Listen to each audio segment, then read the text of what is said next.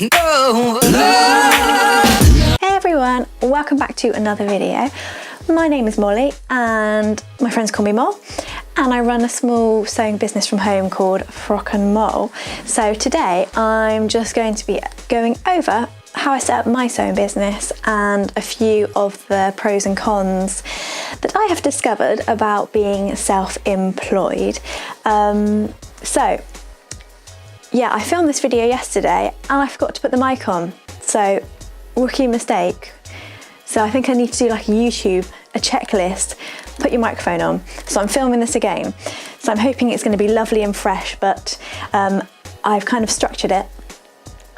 And I'm hoping this will be helpful for anyone out there who's kind of afraid to go for it, and sort of the things that I've done to get to where I am, and things I'd like to do moving forwards. Okay, so how I got into setting up my studio is, so I studied costume making at uni, and then the 2 years after university were kind of my years where I was kind of a bit lost. I think when I left uni, I was kind of like, I didn't know what I was doing really, and I didn't feel very confident, and I was crap at networking. Was I kind of shy? Yeah, I didn't really put myself out there, but I always knew that I wanted to work for myself, and I kind of thought that I would be making products and things, sort of handmade products, and I did give that a go, and I think I probably would still like to do that. And I also thought I would like to do sort of some educational, maybe teaching at that stage, but again, I wasn't very confident. So after those 2 years, I kind of decided enough was enough, and I applied for a government startup loan. And this just gave me enough money to buy the equipment behind me, so the table and the sewing machine and my printer, PC, my iron, and those sort of things that you need for sewing. Check out my studio tour. That might be helpful for you, just to see the sort of the equipment that I have. It might be quite basic. Is it quite basic? But yeah, it's quite a simple setup. So at the moment I'm working from a log cabin in my garden, but initially I didn't start here, so I'll just go through where I started. So after buying all the equipment, my dad really kindly let me use one of his rooms in his office. So at that time, before he offered, I kind of didn't really know where I would go or where I'd work from really, because I have a huge family, so I'm one of 8, and I was living at home, and there really wouldn't have been enough room for me to kind of set this up at home. So at that time I was looking at sort of subsidised artist studios, and some charities subsidised studios, and then obviously I said my dad really kindly offered to let me use a room just to sort of keep my running costs really low while I started out.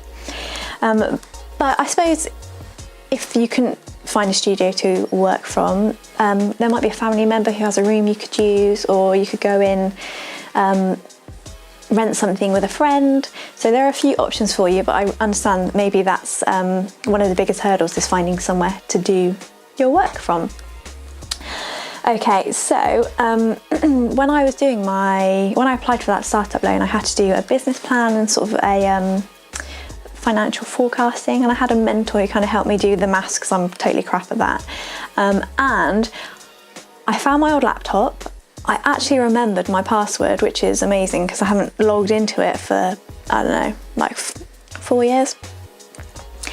And I got my old business plan up, so I haven't looked at that for 5 years. So I thought it'd be interesting to kind of go over what I did when I was setting up, and the sort of things I looked at before I applied for the loan, and kind of see if I've actually achieved any of those goals.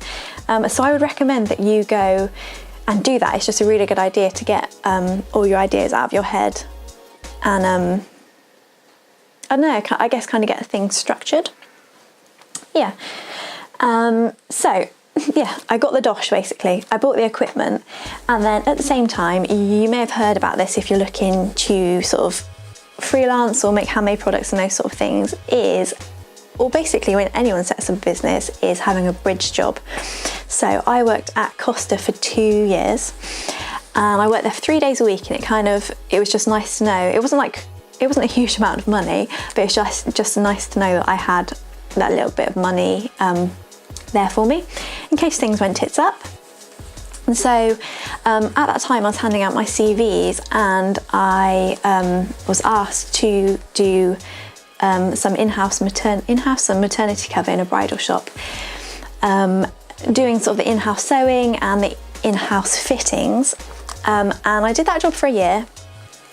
And with that job, because the lady before me had been doing it for 5 days a week, I kind of had to try and condense everything down into 2 days, and then anything that was left over that had to be done I took home. Now at that same time, it's all luck really, because I'd handed out my CV to another bridal shop. They phoned and asked if I wanted to do their alterations. So at that time I was doing in-house bridal work and outsourcing those dresses from that shop, and then outsourcing more dresses from a second shop and Costa. So I kind of had 3 sources of income. And then after, obviously, so I left the bridal shop after a year, and then 2 years at Costa, I kind of felt that because I'd secured another contract with a second bridal shop, obviously I'd lost the first one, so it was still only 2. I was pretty stressed, and I was doing really like crazy hours, like 6 till 9 every day, and it was knackering. But I suppose the thing is with bridal is that it's really seasonal, so I was super busy in the summer and then quiet over the winter, and that's kind of one of the pros and cons of, at least in my industry and working in bridal, is that the work isn't consistent, and I just have to make sure I save my money to live off in the winter. And that's probably one of the things I need to work on in my business, is having income, or like different sources of income throughout the year, which I would advise you to do, is to have different sources of income and not rely on just one, which is kind of what I do at the moment. Okay, so yeah, 2 years at Costa, really stressful, and then I decided to leave because I was busy enough. And then, so basically I have been self-employed for 3.5 years now, and so my main sources of income are work from the bridal shops, and then sort of general alterations and dressmaking for the general public. And so what I would say where I am now is that so the last 2 years haven't been as stressful, and I think I probably haven't really pushed myself as much. I think I kind of achieved that first goal on my business plan, and then I've kind of had 2 years where I've kind of gone through the motions. And I think now it's a time to challenge myself. And what I would really love to do, sort of my dream thing, would be to open a sewing school, and to offer like after school teen clubs and children's sewing and you know, adult sewing as well. And so if you check out my studio tour video, which I keep banging on about, I kind of show you my little setup that I kind of got together before Christmas to help me get into workshops. So I bought 3 extra sewing machines and a couple of 3 tables, and I'm hoping to offer some after school workshopy type things. So that's kind of my plans going forward. And then obviously YouTube is just a really good outlet to be creative and to push myself on the dressmaking side a bit more, because I tend to find that because I sew all day for other people, that I don't do it for myself, and I really want to. And I think it's a chance for me to be a bit more creative and to improve on my skills, and then maybe teach other people what I've learnt and what I know already. Okay, so that's kind of where I am. And I wrote all this down so I wouldn't forget. And so I've written, can I give you any advice? You let me know if I can give you any advice. If you want to get into bridal, and sort of, I guess mainly bridal and bridal alterations, let me know, because that's the area that I know the most about. So if you want to leave anything in the comments, let me know. And so any advice I'd have for you would be that I suppose the hardest thing, and the thing that I struggle with, is having all the plans in your head and then taking that first step. So having the fear, I guess. And what I would say is, if you sort of take things step by step, do things in bite-sized pieces, and maybe don't wait for things to be perfect and kind of just go for it. That's another thing that I plan so much because I want everything to be perfect, and I've probably wasted 2 years procrastinating when I should have just gone for it. So yeah, I would encourage all of you, if this is your dream, to go for it. I mean, if you're working part-time, the worst case scenario is that particular idea doesn't work, but you've still got a part-time job. Maybe you could go full-time and you can think of something else you can do, or you can save a nice little wedge of money and then maybe give yourself sort of a period of grace and then have a go and see if it works. And obviously if it doesn't work, it doesn't mean it's not going to work. You might just have to try a different tact or a different idea. So I would encourage you to go for it. And if you don't feel confident, your confidence grows. So I said at the beginning that I was really rubbish at networking, and now I will literally talk to anyone all the time. I don't shut up. Yeah, I kind of take after my mum and my granddad, where they just talk to anyone. I mean, the people probably don't even want to be talked to. Yeah, that's where I was heading. So I guess another piece of advice maybe, or that I struggle with, is kind of the money aspect. It's probably one of the biggest things that self-employed people struggle with, and just thinking whether I should pursue an employed job, earn more money. My friends earn a lot more than me, and whether I should be chasing the money or whether I should just I don't know, have gratitude, be grateful for what I've got. It means that if I have some quiet time, that I can be creative and sort of develop some ideas. And if I didn't have that and I was busy all the time, then, it's kind of like a double-edged sword. So yeah, that could be a struggle, but I mean, you can make the big bucks. So, it might not be a struggle for you. I guess, so with that in mind, is have a support network around you. Really important, especially to bounce ideas off. And you'll tend to find that because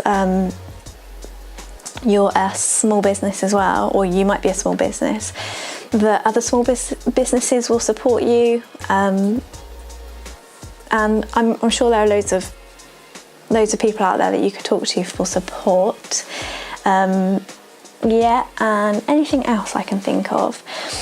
So another thing that I come up against is that I think, why am I doing this? And would it be easier just to stop and look for paid employment? But I think you just always have to have a goal in mind, or always think, right, I'm doing this because, and then that sort of helps you justify what you're doing. And also it's super fun. Like, I would really encourage you to do it. It kind of pushes you and helps you to grow. But that is in my pros and cons list, so I will get onto that. Yes, I think that's kind of my advice to you, is like a little roundup is, I wasn't confident, but I am now. I'm sure people might tell you that if you don't feel confident, but maybe you're super confident, which is really good too. Is obviously the money worries, but if you've got that part-time bridge job, you kind of got a bit of a cushion behind you. And yeah, not to wait for things to be perfect, just go for them. And if you've got these plans, maybe just bite the bullet and go for it. That's what I would advise you to do. Bite the bullet and go for it. I'm here for you. If you need any advice, just ask me. We're all in this together, hey? Okay, so I am going to get my business plan really quickly for me to have a look at, and just maybe it will help you to write a business plan. Then, like I said, you've got some clear goals. So my business plan was in 4 phases, and the 4 phases were bespoke dressmaking, which I've done, product sales, which I haven't done, textile workshops, which I haven't done but I would really like to get into, and then the 4th one, which is really random and I totally forgot I put it on there, was to make costumes for schools to hire to support the national curriculum. I think it's because I wanted to do educational things, which seems kind of, so I don't want to do that anymore, I don't think, but maybe someone else out there would like to do that, or people probably already do. So yeah, those are my 4 goals, and out of those 4 goals, I've achieved 1. So maybe 1 for every 5 years. So my next one, textile workshop. So yeah, it's good to have like a clear idea of what you want to do. And if I just read you the sections, this might help you to do your business plan. So I have got, the first thing is a business description, and then I have got business goals and aims, and then, hey Phoebes, I've got my marketing plan, which includes products and services. So my services were the dressmaking, and I did do fittings for a while. I still do fittings, but I charged for them. So you might do services, or yours might just be products that you sell. And then I kind of had a price and a tariff that I wanted to achieve. So I'm happy to say that I said £10 an hour, and I charge more than that, which is fab. And then I have got a market research report, and who my customers are and their profile, which is another thing that I'm trying to work out at the moment. So I found, this is probably a good tip for you, that my Facebook business page, the likes on it, I mean, it's not a crazy amount of likes, but I think most of them are not my people or my target market. So they were kind of like friends and family who'd spread the word when I first started it out, who've liked my page, but I don't get a lot of interaction from them. So I would advise you to find your people and sort of your personality and sort of market that away, or maybe not market it, but I mean, people that relate to you or can relate to what you sell. So like your whole your person, basically. This is so rambled. Your whole personality, like my camera died. It was obviously tired of my waffling on. So I was saying, come up with kind of like a personality, or kind of what you're selling to sort of build your community. I have been told is a good idea, and to sort of warm them up before you sell them services and things. And that's something I need to work on. So after 5 years and finding that I've not grown as much as I'd like to, those are sort of the areas that I need to work on. So your customer profile, and then I've got marketing and promotion, personnel, and then qualifications and training. So I put these on this business plan because I was applying for my loans, so I had to see these things, but I guess you won't need to put your qualifications and training on there. And then the premises and the equipment that you will need. And then like sales costings, financial requirements, contingency plans and risk analysis, your financial forecast and assumptions. And then, just the market research and survey analysis. So what I did do actually, which might be useful, is when I was coming up with my company name and logo, which I'm having changed at the moment because I've never had a logo, or not changed, made, is I did a survey just to find out what people thought about the name and sort of logo ideas and branding ideas and those sort of things, which might be useful for you to do too. And then I guess go ahead and get all your social media accounts, and I suppose that's important for your promotion. So I do use Yell and like Facebook promotion sometimes, but I tend to find that most of my work is word of mouth. So you will find that once you get a good reputation, your work might be word of mouth, which most of mine is, which is really good, which I guess is a good sign that most of it's word of mouth and like from good reputation. But I don't promote as much as I should, and maybe that's because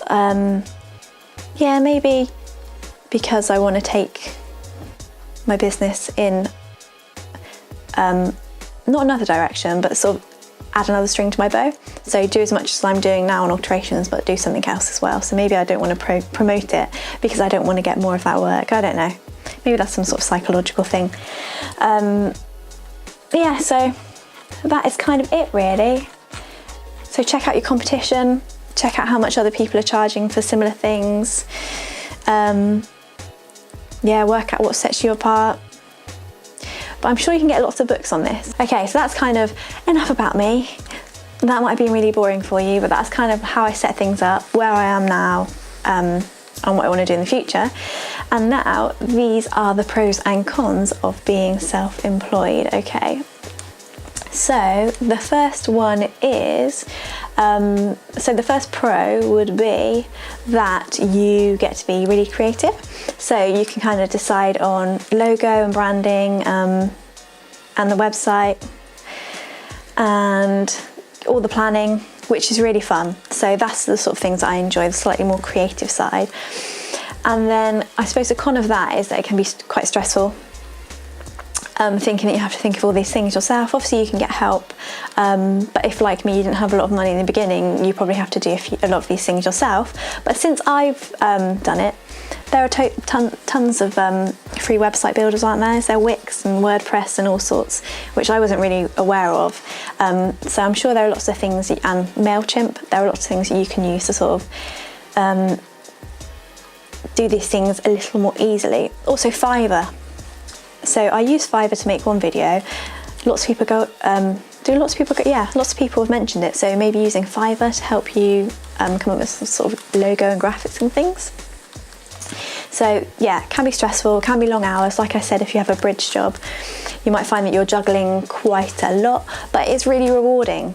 And yeah, it's really rewarding knowing that you're doing something for yourself and you kind of directly see the money in a way. Yeah, so completely different than working for someone else, I think anyway, in my opinion. So number 2, and the biggest positive for me, is it's really flexible. So you can work whenever you like. You can work in the morning and the evening, have the afternoon off. You can work weekends, not work weekends. Yes, you can kind of choose your schedule. And, you know, if you have boring things like the dentist or hospital, you can kind of book them in whenever you want and you don't have to worry about those sort of things. So that is the aspect that I really love. And yes, that's kind of what I would struggle with. So if I ever went employed, yeah, it's kind of not being so flexible and kind of choosing when I work, and kind of, yeah, you can kind of schedule it around your life rather than working around work. Does that make sense? Anyway, you know what I mean. And then, so although it's flexible, I would say the con is that obviously you're ultimately responsible for everything in your business, but for your deadlines and making sure that you actually do the work. And so I find that having an office at the bottom of the garden, which means I have to actually get out of the house, kind of sets me up for the day. So walking the dog in the morning, going to the gym, those sort of things, and actually putting clothes on kind of gets you in a good frame of mind, I find. And yeah, sort of, although it's really flexible, like I said, and you can take holiday when you want, this would be really helpful actually. If any of you out there are mums and dads who are self-employed, does it help with the summer holidays? I'm not sure. I'd love to know that. Yeah, so flexible in that way, but obviously you don't have paid holiday. And so the income can be quite uncertain, and knowing how much money you're going to earn each year. And obviously if you're employed, you have a fixed salary and bonuses. So I don't have any bonuses. And then, so number 3 is that you can choose the work you want to take on. So maybe when you first start out, you kind of are going to be taking whatever work you can get just to build up your income and your name and sort of build that customer base. You can choose your work. And I would say a con would be that if you turn your hobby into a job, like I have, you don't really have, or maybe I do have time to work on my own projects, but you kind of lose your enthusiasm. So because I'm sewing for other people all day, I kind of don't want to sew for myself, but I have made it my goal this year to sew my wardrobe and sort of get a bit more creative and kind of hone my dressmaking skills really. So that's really exciting, and pattern drafting and all those sort of things, which I really enjoy doing. And yeah, so turning your own hobby, you don't always have much time to do what you love. Number 4 is really fun. So yeah, it's kind of challenging and rewarding, and certainly at the beginning, you might have doubts and think, why am I doing this? Or this is hard, and it is hard, but it's really fun. And when you're working on a project that you love or something for yourself, you kind of don't mind putting that effort in. And then so for a con, which is probably the biggest con, which you might not be aware of, or maybe you can relate to this, is sort of the loneliness factor. So I found that since leaving Costa and not having any colleagues, that I kind of miss that social aspect. I do see brides, so I do meet brides all the time, but there can be days where I don't speak to anyone work-wise, and yeah, it can be quite lonely, although I have my lovely dog here. But in the summer when I'm super busy and I don't have any fittings, I love those days when I can just get my head down and sew. So I guess it kind of works both ways. And then number 5, which is kind of number 5 pro and number 5 con, is that you develop as a person, that you sort of your confidence will grow. So like I said, I'll talk to anyone, and you can accomplish your goals, and you can challenge yourself and push yourself, which is what I'd like to do more going forward. But double-edged sword, so you have to have a lot of self-confidence, and there's nobody here saying to you that you're doing really well, or you're achieving your goals, or that your work's any good. So you kind of have to be your biggest cheerleader, and so it's kind of important to have that support around you, and also I guess to remind yourself that you're good enough and that your work's good, and that yeah, we should all have confidence in ourselves, right? Yeah, so those are my 5 pros and 5 cons, so I will quickly go over those again. So so these are the pros. Number 1, creative. 2, it's flexible. 3, you get to choose your workload. 4, it's fun. And 5, self-development is really, yeah, you develop a lot as a person. And the cons are, number 1 is it's stressful. 2, your income can be uncertain, unless maybe you have contracts. But then I would say, even if you're employed, you could get made redundant. So maybe work is always kind of not 100% certain. Number 3 is if you turn your hobby into your job, you might not have time to time for your own projects. But I'm sure you can make, I'm trying to make time. So number 4, and the biggest, is the loneliness. And then number 5 is having sort of the self-belief and confidence in yourself. So if there are any more that you can think of, let me know, pop it in the comments. I'm sure there are loads that I've missed off. Or maybe those aren't relevant to you, but those are the things that I've discovered about me and being self-employed. Yeah, so hopefully some of that was of importance. Hopefully some of that was useful for you. If you've got any comments, leave them below. If you would like any advice about working, maybe particularly in bridal and alterations, let me know. Yeah, I guess that's it. So yeah, like and subscribe, and I will see you all in my next video. Bye.